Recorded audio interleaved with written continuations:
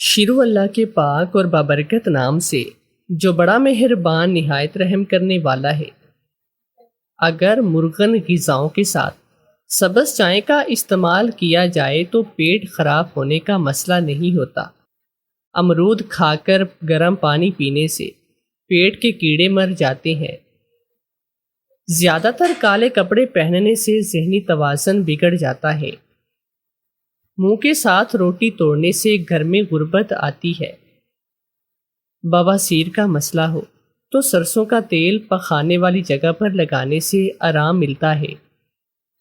بھاری کام کرنے کے بعد فوراً نہا لینے سے انسان پر بڑھاپا جلدی آتا ہے اور جسم کمزوری کا شکار ہو جاتا ہے۔ سر میں شدید درد ہو تو گرم پانی میں نمک ڈال کر پینے سے آرام ملتا ہے۔ پودینے کا پانی ناک اور کان میں ڈال لینے سے کیڑے مر جاتے ہیں۔ اگر سر پر بار بار کنگھا کریں تو اس سے بلغم خارج ہوتی ہے۔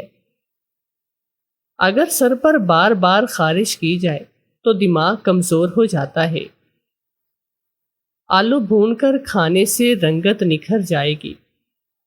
جس کے بال گر گئے ہیں وہ پیاز کا رس نکال کر آملے کا تیل مکس کر لے، اسے اپنے سر پر لگائے، چند دنوں میں نئے بال آنا شروع ہو جائیں گے۔ شام کے وقت نہا کر فوراً پنکھے کے آگے بیٹھنے سے بخار ہو جاتا ہے۔ سفید چاول کھانا جوڑوں میں درد پیدا کرتا ہے۔ ابلے ہوئے چاولوں کا پانی اپنے سر میں لگانے سے بال چمکدار ہو جاتے ہیں۔ لہسن کھاؤ، دل کی بند نالیاں کھل جائیں گی۔ میتھی دانے کا استعمال کرنے سے، سونگھنے سے اور چکھنے سے حس تیز ہوتی ہے۔ دہی کھانے سے ڈپریشن اور ذہنی دباؤ سے چھٹکارا مل جاتا ہے۔ کیلے کا جوس آپ کی ہڈیوں کو مضبوط کرے گا اور خون کی کمی نہیں ہونے دے گا۔ بھورے رنگ کا پخانا آنا اس بات کی نشانی ہے کہ کھانا ٹھیک طرح سے ہضم نہیں ہو رہا۔ پیشاب روک روک کر آتا ہے تو سمجھ لو کہ گردے ٹھیک طرح سے کام نہیں کر رہے۔ آنکھوں سے پانی آنا شروع ہو جائے تو سمجھ جاؤ کہ نظر کم ہونے لگی ہے۔ اگر 3 چیزیں کھا لی جائیں تو بدن کی طاقت میں اضافہ ہوتا ہے: چنے، گوشت اور کھجور۔ زیادہ چائے پینے سے پیشاب میں یورک ایسڈ کی مقدار بڑھ جاتی ہے۔ حالت حیض کے اندر اگر ٹھنڈا پانی استعمال کریں تو یہ عورتوں کے جسمانی توازن کو بگاڑتا ہے۔ کھانے کے ساتھ ہری مرچ ضرور کھا لیا کریں۔ ہری مرچ بدن کی چربی کو پگھلاتی ہے۔ ناخنوں پر ناریل تیل لگانے سے گھٹنے اور جوڑ مضبوط ہوتے ہیں، بڑھاپا جلدی نہیں آتا۔ ماہر نفسیات کا کہنا ہے کہ خوبصورت، اچھے اور ڈھیلے ڈھالے رنگ کے کپڑے پہننے سے آپ کا دماغ بڑھے گا۔ ڈپریشن وغیرہ کے زخم کے نشان دور کرنے ہیں تو ایلو ویرا کے گوتے میں تھوڑا سا زیتون کا تیل ڈال کر لگاؤ۔ کوریا اور ٹانگوں میں مستقل درد ختم کرنا ہے تو روزانہ 3 ہفتے تک صبح کے وقت 7 بادام کھا لیے جائیں۔ رات کو گھر کے برتن اور کچن کی صفائی نہ کر کے سونے سے خیر و برکت نہیں آتی۔ دانت میں شدید قسم کا درد ہو تو لونگ لے کر اس کو پیس لیں، اس پر لیموں کے چند قطرے مکس کر لیں اور متاثرہ دانتوں پر لگائیں۔ چھینک زیادہ آنے لگے تو ہرا دھنیا سونگھ لیں۔ جو لوگ پابندی سے جوں کا پانی پی لیں ان کی ہڈیوں کی ٹھوس پن میں 50% تک اضافہ ہو جاتا ہے۔ خالی پیٹ کیلا کبھی نہیں کھائیں۔ ادرک کے رس میں شہد ملا کر کھانے سے نزلہ زکام میں آرام آتا ہے۔ گزرے ہوئے کل کو آپ بس ایک بار دیکھ سکتے ہیں، دوبارہ نہیں دیکھ سکتے۔ کھانے کے بعد نیند آنے لگے تو جان لو یہ اچھی صحت اور تندرستی کی نشانی ہے۔ گھر سے چیونٹیوں کا نکلنا بند ہو جائے تو جان لو یہ غربت آنے کی علامت ہے۔ زیادہ ہنسنا انسان کا دل مردہ کرتا ہے۔ کھانا کھانے کے فوری بعد سونے سے بدن کا حصہ دل سخت ہو جاتا ہے۔ کالی مرچ کھانے سے گلا ٹھیک ہو جاتا ہے۔ سونے سے قبل اگر باتھ روم سے فارغ ہو لیا جائے تو گردے تندرست رہیں گے۔ بیڑ کا دودھ سر کی خشکی دور کرتا ہے۔ ڈپریشن میں مبتلا افراد میں ہڈیوں کے کینسرز کے چانسز بڑھ جاتے ہیں۔ ہمیشہ مسکراتے رہنا انسان کے بدن میں نقصان دہ بیماریوں سے لڑتا ہے۔ 5 منٹ کی مختصر نیند دوپہر کو لینے سے یادداشت بہتر کی جا سکتی ہے۔ جامن کے درخت کے نیچے بیٹھنے سے لکوے کی بیماری قریب نہیں آئے گی۔ عورت گھر کے واش روم میں جاتے وقت سر پر کپڑا نہ لے تو بھولنے کی بیماری لگ سکتی ہے۔ گیلے بالوں میں کنگھا کرنے کی عادت سے بال وقت سے پہلے کمزور اور گرنے لگتے ہیں۔ آگ میں نمک ڈالنے والی فضول عادت سے یادداشت کمزور ہو جاتی ہے۔ اس دنیا میں ہمیں بہت سے لوگ ملتے ہیں، کچھ اچھے اور کچھ برے۔ کسی سے ملتے ہی وہ ہمیں برے لگتے ہیں، اور کچھ ایسے لوگ ہوتے ہیں جن کو ہم اچھا جانتے ہیں اور ان کی ہماری زندگی میں خود بخود جگہ بنتی چلی جاتی ہے، لیکن دلوں کے بھید کوئی نہیں جانتا اور ہم ظاہری اچھائی میں ہی کھوتے بہت سے دھوکے کھا جاتے ہیں۔ اس دنیا میں شاید ماں باپ ہی سب سے زیادہ اپنے ہوتے ہیں، جبکہ بدقسمتی سے میں اور میرا بھائی اپنے والدین کی رحمت سے محروم تھے۔ میرا بھائی ایک یتیم لڑکی سے زیادتی کر کے بھاگ گیا تو میں نے اس لڑکی کی زندگی برباد ہونے سے بچانے کے لیے اس کا نکاح اپنے شوہر سے کر دیا تھا۔ اس میں میری مجبوری بھی شامل تھی، کیونکہ مجھے کینسر کی بیماری تھی اور میرے پاس وقت بہت ہی کم تھا۔ اس لڑکی نے میرا گھر اور بچوں کو بہت ہی اچھے سے سنبھال لیا تھا۔ وہ میری بھی بہت زیادہ خدمت کرتی اور میں اس کی مشکور ہوتی۔ اس نے اپنا غم بھلاتے خود کو میرے گھر کے لیے وقف کر دیا ہے۔ میری بیماری بہت ہی بڑھ گئی تھی، لگتا تھا کہ بس آخری وقت ہے۔ تو ایک دن جب میرا شوہر گھر پر نہیں تھا تو وہ ایک عامل بابا کو گھر لے آئی اور کہا کہ یہ بابا میرا علاج کرے گا، جس سے آج ہی میری بیماری ختم ہو جائے گی۔ مگر جان تو اس وقت نکلی جب اس عامل بابا نے میرے کان میں کچھ کہا، جسے سنتے ہی میں کچن سے دودھ کا گلاس لیتی اپنے چھوٹے بھائی کے کمرے کی طرف جا رہی تھی، کیونکہ میں اچھے سے جانتی تھی کہ اس نے صبح سے کچھ کھایا پیا نہیں تھا اور اسی طرح بھوک اور پیاس سے نڈھال اپنے کمرے میں بیٹھا رو رہا ہوگا۔ اس کے رونے کے پیچھے جو وجہ تھی، اس وجہ نے تو ہم سب کو بہت ہی دکھی اور بہت ہی زیادہ رنجیدہ کر رکھا تھا۔ لیکن ہم دونوں بہن بھائی کا دکھ سب سے الگ، سب سے بڑا تھا۔ سب غمگین تو تھے، لیکن اس طرح نڈھال اور آدھ مرے ہوئے نہ تھے جس طرح میں اور میرا بھائی تھے، کیونکہ ہم دونوں نے اس وقت اپنے ماں باپ کو کھویا تھا۔ ہم دونوں ایک ساتھ ماں باپ کو کھونے کا غم برداشت نہیں کر پا رہے تھے۔ ہمیں ایسے لگنے لگا تھا جیسے ہم ایک دم سے ویران تپتی صحرا جگہ پر آ کھڑے ہوئے ہیں۔ یہاں پر ہمارا کوئی اپنا نہیں جو ہمیں اس ویرانے اور تپتے صحرا سے نکال کر اپنی محبت بھری ٹھنڈی آغوش میں لے سکے۔ میں شادی شدہ تھی اور 2 بچوں کی ماں بھی تھی، اس لیے کچھ ان کی طرف متوجہ ہوتے مجھے اپنا غم کم ہوتا محسوس ہونے لگا تھا۔ میں بھی شاید اپنے غم میں ڈوبی رہتی، لیکن بچے کسی نہ کسی کام کے لیے اپنی طرف راغب کر ہی لیتے، جس کی وجہ سے میں جو اپنے چھوٹے بھائی کو اپنے دکھ میں بالکل ہی فراموش کر بیٹھی تھی، اب اس کی یاد مجھے آئی تو مجھے شرمندگی محسوس ہوئی کہ میں کیسے اپنے بھائی کو بھول سکتی ہوں۔ پتہ نہیں وہ بیچارہ کس حال میں ہوگا۔ یہ سوچتے میں کچن میں آ گئی۔ دل میں فیصلہ کر لیا تھا کہ اب خود کے ساتھ اپنے بھائی کو بھی سنبھالنا تھا، اسے ڈھارس دینی تھی۔ جانتی تھی کہ یہ تھوڑا مشکل کام تھا، کیونکہ وہ امی ابو کا بہت ہی لاڈلا تھا۔ میری شادی تو امی ابو نے کچھ جلدی میں کی تھی، تو پھر میرے بھائی بعد میں ہی امی ابو کا زیادہ پیار سمیٹا تھا۔ کچھ وہ مجھ سے کافی چھوٹا تھا تو مجھے بھی بہت ہی پیارا تھا۔ اپنے بچوں کو میں سلا چکی تھی تو میں ان کی طرف سے بے فکر ہو کر بھائی کے کمرے میں داخل ہوئی تھی۔ یہاں پر وہ بالکل میری توقع کے مطابق بیڈ پر لیٹا تکیے میں منہ دیے یقیناً رو رہا تھا، کیونکہ اس کا ہلتا وجود اس کی ہچکیاں بھرنے کی نشانی تھی۔ میں اپنے بھائی کے یوں تڑپ تڑپ کر رونے پر قربان جاتی، جلدی سے آگے بڑھتی، اسے خود سے لگا گئی تھی، جس کے بعد میں نے اسے کھل کر رونے دیا تھا تاکہ اس کے دل کا بوجھ ہلکا ہو جائے۔ پھر آہستہ آہستہ اسے چپ کرواتے میں نے اسے ڈھیروں تسلی اور دلاسا دیتے اپنے ساتھ ہونے کا یقین دلایا تھا۔ اسے کہا تھا کہ اگر وہ اسی طرح روتا رہا تو امی ابو کو بہت تکلیف ہوگی، وہ اب ان کے لیے نماز اور قرآن پاک پڑھ کر مغفرت کی دعا کرے، کیونکہ اب انہیں ہمارے آنسو نہیں بس دعائیں ہی چاہیے تھی۔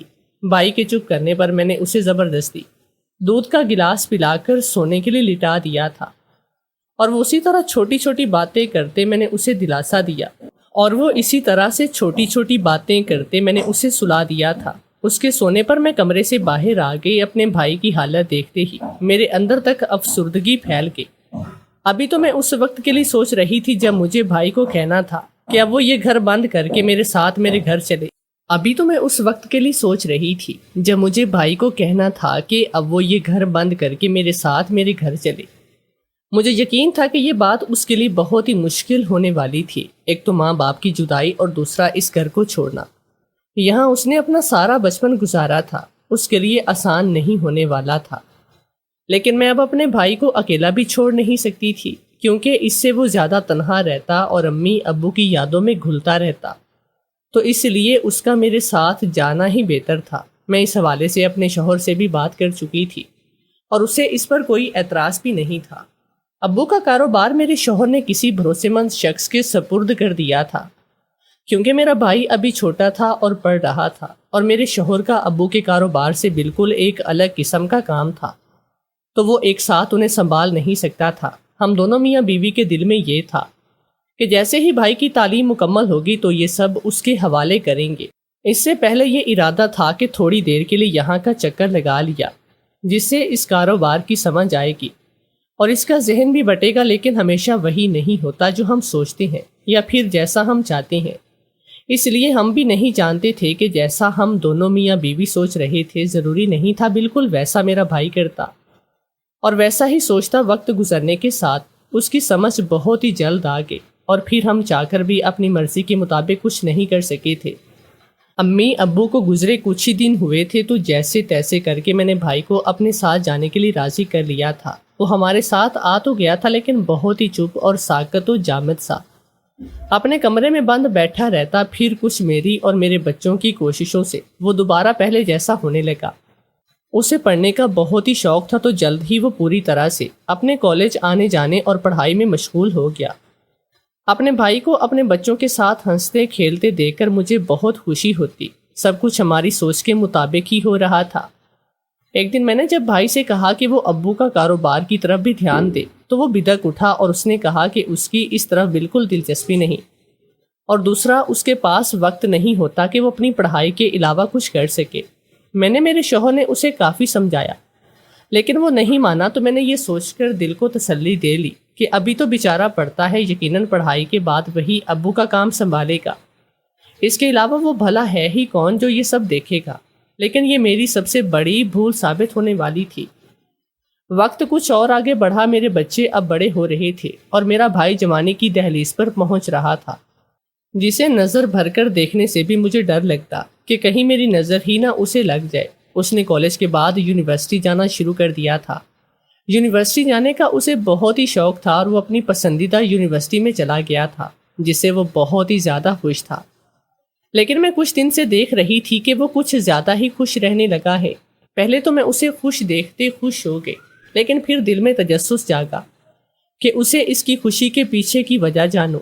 لیکن اس سے پہلے کہ میں اس کی خوشی کی وجہ اسے پوچھتی، وہ اپنی خوشی کی وجہ کو گھر ہی لے آیا، جسے دیکھتے ہی ہم سب حیران تھے، کیونکہ یہ میری توقع کے بالکل برعکس تھا۔ ایک دن معمول کے مطابق بھائی یونیورسٹی آیا تو اکیلا نہیں تھا، بلکہ وہ اپنے ساتھ ایک لڑکی کو بھی لایا تھا۔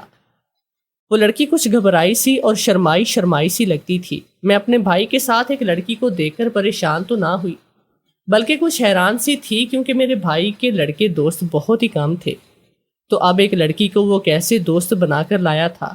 مگر پھر جلد ہی مجھے اس کی سمجھ آ گئی کہ میرے بھائی نے اس لڑکی سے دوستی کیوں کی ہے۔ وہ لڑکی مجھے کافی اچھی اور سلجھی ہوئی لگی تھی، اس لیے مجھے اس کی اپنے بھائی کے ساتھ دوستی پر کوئی اعتراض نہیں ہوا تھا، بلکہ میں اس لڑکی سے بہت خوش تھی، اور وہ مجھے بہت ہی اچھی بھی لگی تھی، کہ جس کی وجہ سے میرے بھائی کی زندگی میں میرے والدین کے جانے کے بعد جو تھوڑا سا کھلا تھا وہ ختم ہو گیا تھا۔ میں اور میرے بھائی، میرے بچے، حتیٰ کہ میرا شوہر بھی اس لڑکی سے کافی گھل مل گئے تھے۔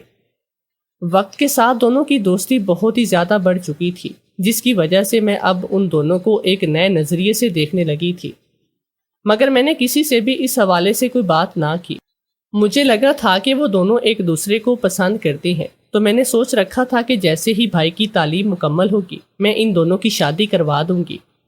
پہلے مجھے لگا تھا کہ میرا بھائی اس لڑکی سے ہمدردی کر رہا ہے اور اسی وجہ سے اس کی طرف متوجہ ہوا ہے، کیونکہ اس لڑکی کا دکھ بھی ہمارے جیسا ہی تھا، مطلب وہ لڑکی بھی میرے اور بھائی کی طرح یتیم تھی، تو مجھے یہی لگا تھا کہ بھائی اس کا اور اپنا دکھ ایک جیسا سمجھتے، اس کی دل سوزی کرتا ہے۔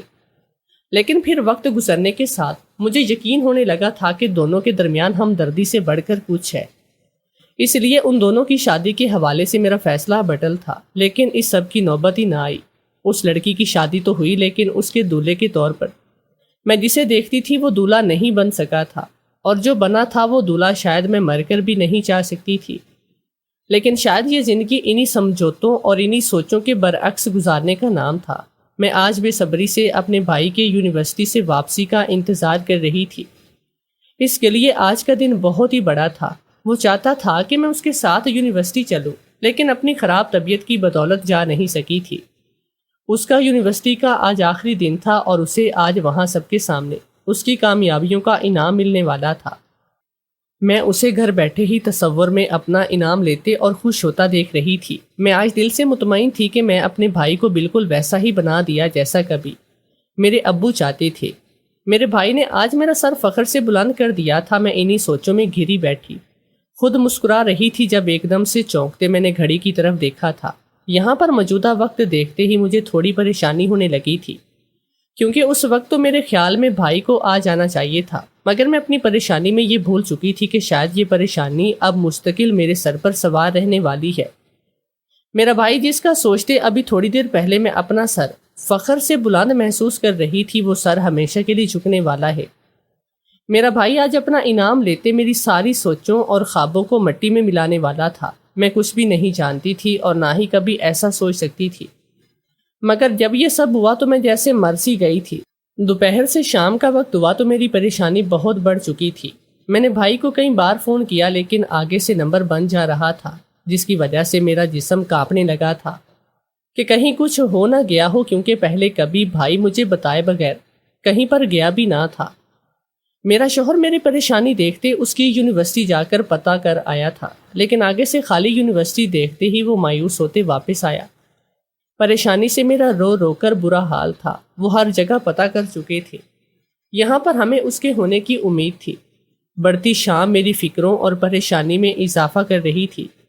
جب اسی وقت میں نے بھائی کی دوست کو گھر میں آتے دیکھا تو میں بھاگ کر اس کی طرف گئی کہ شاید وہی کچھ میرے بھائی کے بارے میں جانتی ہوگی۔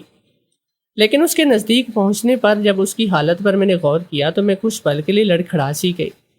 وہ اس وقت میرے سامنے بکھرے بالوں، منہ پر جا بجا پڑی خراشوں اور کہیں کہیں سے پھٹے کپڑوں کے ساتھ بہت ہی بے حال سی کھڑی تھی۔ میرے خیال میں آیا کہ کہیں میرا بھائی اس کے ساتھ تو نہیں تھا۔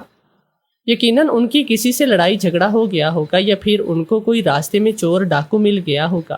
اس لیے میں نے دھڑکتے دل کے ساتھ اسے اپنے بھائی کے بارے میں پوچھا تو وہ آگے سے بلک بلک کر رونے لگی، جسے میں اسے اپنے ساتھ لگاتی پھر سے اپنے بھائی کے بارے میں پوچھنے لگی تھی، کیونکہ جب تک اپنے بھائی کو صحیح سلامت اپنی آنکھوں کے سامنے دیکھ نہ لیتی مجھے چین بالکل نہیں تھا۔ مگر اس نے میرے ساتھ لگتے ہی سرگوشی کی۔ اس نے مجھے جیسے تیسے جی مار دیا تھا۔ میں ایک دم سے لڑکھڑا سی گئی۔ اس سے پہلے کہ میں گرتی وہ لڑکی مجھے سہارا دے گئی۔ مجھے اس لڑکی کی بات پر بالکل بھی یقین نہیں آیا، شاید آ بھی نہیں سکتا تھا، کیونکہ مجھے اپنے بھائی پر خود سے زیادہ بھروسہ تھا۔ لیکن اپنے سامنے موجود لڑکی کا رونا اور بلکنا، اس کی بکھری حالت اور اس وقت اپنے بھائی کی غیر موجودگی مجھے کسی اور طرف سوچنے پر مجبور کر رہی تھی۔ اس لیے میں اس لڑکی کو سنبھالنے کی بجائے خود سے یہ خبریں سنتے اپنے ہوش کھو بیٹھی تھی۔ جب مجھے ہاسپٹل میں ہوش آیا تو وہی لڑکی میرے پاس کھڑی تھی۔ اس وقت بھی وہ رو رہی تھی، لیکن اس کی حالت پہلے سے کچھ بہتر تھی۔ پتہ نہیں مجھے کتنی دیر کے بعد ہوش آیا تھا۔ میں اس لڑکی کی طرف ہی دیکھ رہی تھی جب اسی وقت میرا شوہر بھی وہاں چلا آیا۔ وہ بھی مجھے بہت ہی پریشان لگ رہا تھا۔ میں نے اسے دیکھتے ہی ایک بار پھر اپنے بھائی کے بارے میں پوچھا تھا تو آگے سے اس کے نفی میں سر ہلانے پر میں روتے ہوئے اپنی آنکھیں بند کر کے میرے اندر اپنے شوہر اور اس لڑکی کا سامنا کرنے کی ہمت نہ تھی، اس لیے بس شرمندگی سے روئے جا رہی تھی، مگر دل میں ایک کسک سی تھی اور ایک بار اپنے بھائی سے سامنا کرنے کی خواہش تھی، کیونکہ جب تک اپنے بھائی کے منہ سے اس کا جرم نہ سن لیتی میرے دل کو بالکل یقین آنے والا نہیں تھا۔ اس وقت جو حالات تھے میرے پاس اپنے بھائی کی پاک بازی کو کوئی ثبوت میرے پاس بھی نہیں تھا، اس لیے سوائے نظریں جھکانے اور رونے کے علاوہ میرے پاس کوئی چارہ بھی نہیں تھا۔ ہسپتال آئے مجھے ایک رات گزری تو مجھے حیرانگی ہونے لگی کہ آخر مجھے ایسا بھی کیا ہو گیا۔ ابھی تک ہسپتال سے چھٹی بھی نہیں مل رہی تھی۔ جب یہ بات میں نے اپنے شوہر سے پوچھی تو اس نے نظریں چراتے جو انکشاف کیا اس نے میرے اصل معنوں میں ہوش اڑا دیے تھے اور میں بلک بلک کر رو دی۔ آخر یہ ہمارے ساتھ کیا ہو رہا ہے؟ میں جو کل شام اتنا خوش تھی وہ ساری خوشیاں بس ختم ہو چکی تھی۔ پہلے بھائی کا کہیں چلے جانا، اس کا جانے سے پہلے اپنی یتیم دوست سے زیادتی کرنا، اور اب مجھے اتنی خطرناک بیماری لگ چکی تھی، مجھے لگا اب بس میں جلد ہی ختم ہو جاؤں گی۔ اپنی بھائی کی شرمناک حرکت سے مجھے لگا تھا کہ میں جیتے جی مر گئی۔ اب حقیقت میں میری موت بہت قریب تھی۔ مجھے کینسر کا مرض لاحق ہو چکا تھا اور ڈاکٹرز نے کوئی اچھی امید نہیں دلائی۔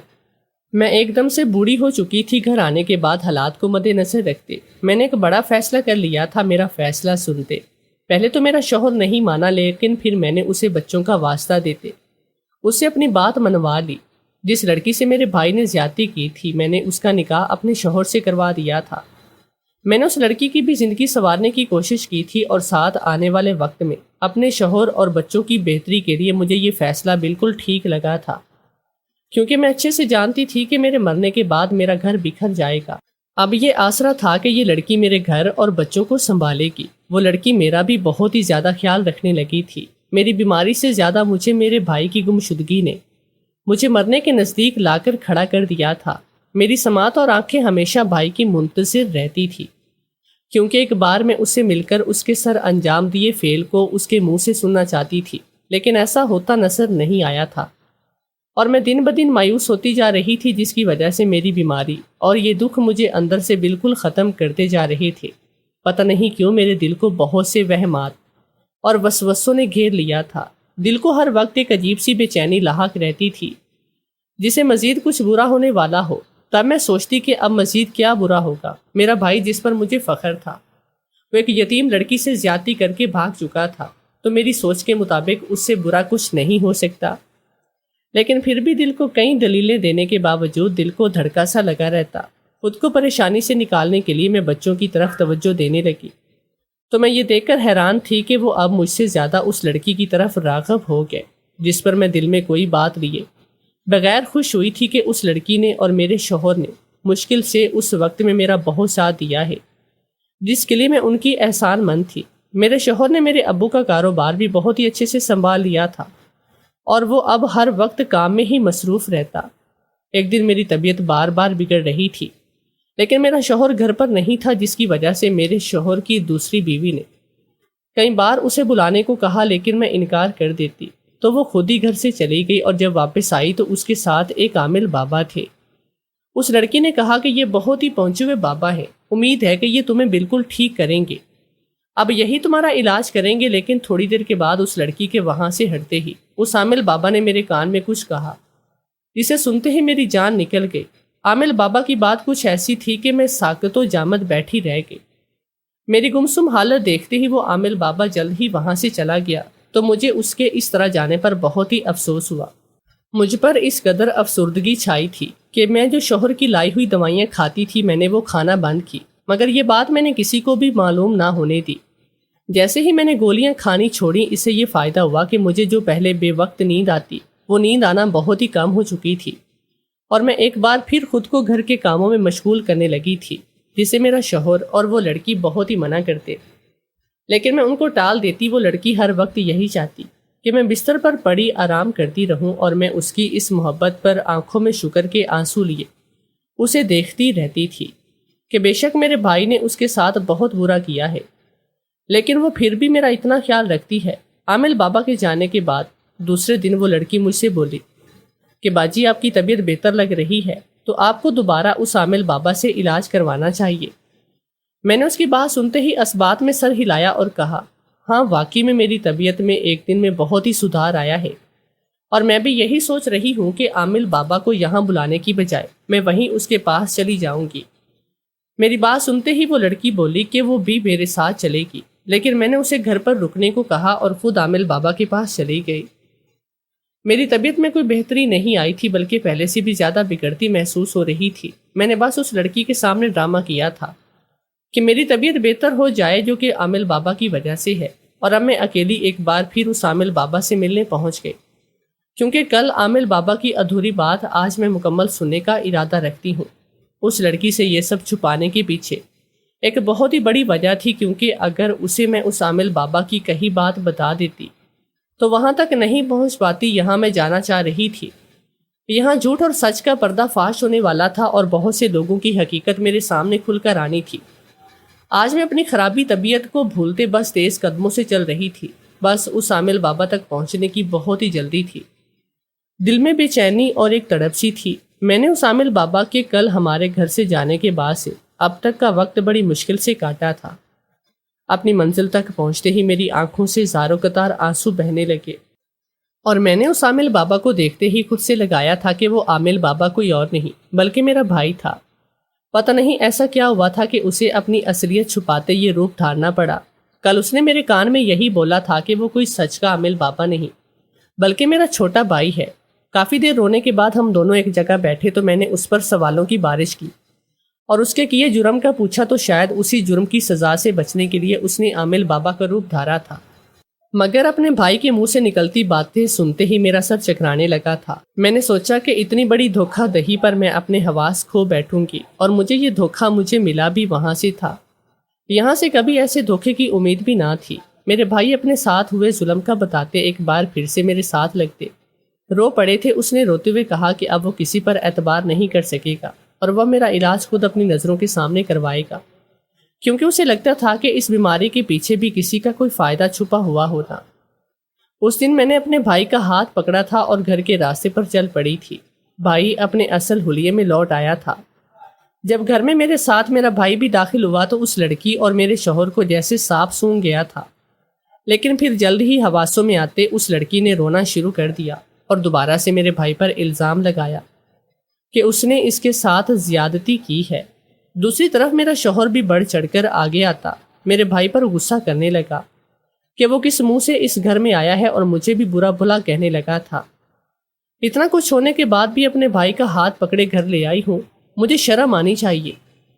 میں اور میرا بھائی دونوں بالکل ہی خاموش تھے۔ ہم دونوں ان کو کھل کر بولنے دے رہی تھی، کیونکہ ہم نے ان دونوں منافق لوگوں کو چپ کروانے کا انتظام کر دیا تھا۔ وہ دونوں ابھی مزید بولتے کہ اسی وقت گھر میں پولیس آئی، جسے دیکھتے ہی اس لڑکی اور میرے شوہر کے چہرے کا رنگ پیلا پڑ گیا۔ میرے بھائی نے اس لڑکی سے کوئی زیادتی نہیں کی، بلکہ یہ سب میرے شوہر اور اس لڑکی کا ڈرامہ تھا۔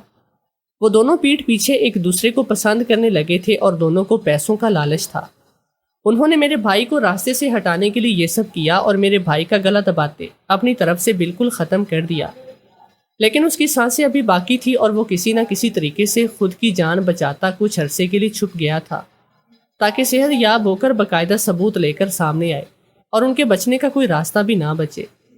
میرے بھائی کو پہلے ہی ان دونوں پر شک ہو گیا تھا، تو جب وہ اسے مارنے پہنچے تو میرے بھائی کے سیل فون کا ریکارڈ آن تھا اور ان کی باتیں اس میں ریکارڈ ہوتی چلی گئی، اور وہی ان کے کھیل کے اختتام کا سبب بنی تھی۔